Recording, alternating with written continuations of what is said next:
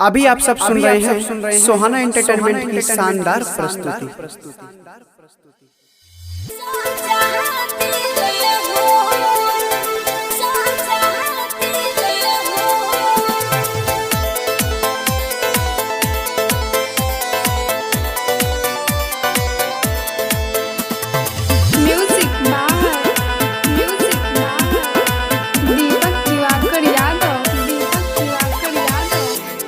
जाने टांग सैया जी से जिया पजांग सैया जी डोले ला पलंग सैया जी बथे ला रंग सैया जी कहतर करी हैया हिले हो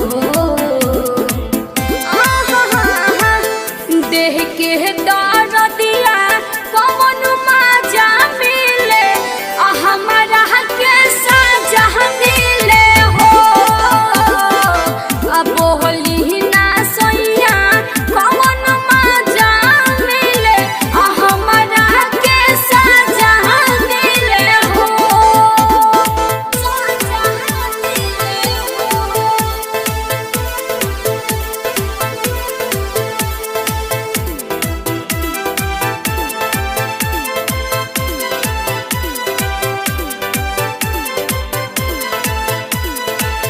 दिन भर पियो तारो घूमे घूमे गजाए रामा नहसा में आके है रोजे धइले लह पाजाए रामा गाली गलहज पिया रोजे रोजे हमसे लड़ाई करेला हवा तू बहुते कसाई नहीं हमारो भलाई करेला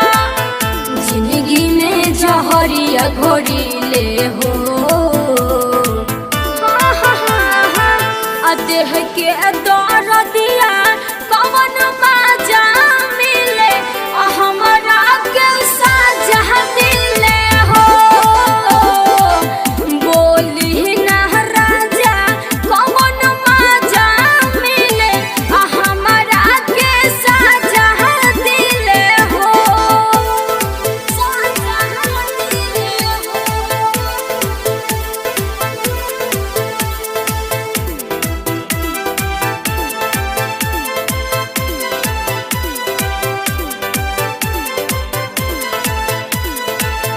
काहे खिसियाला हमसे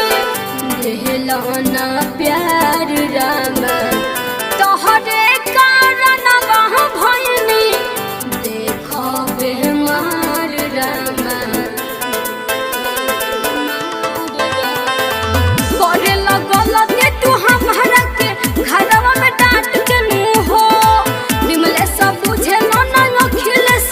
अंजलि के बात के नु हो घुट घुट के हम हो जिले हो देह के दर दिया कौन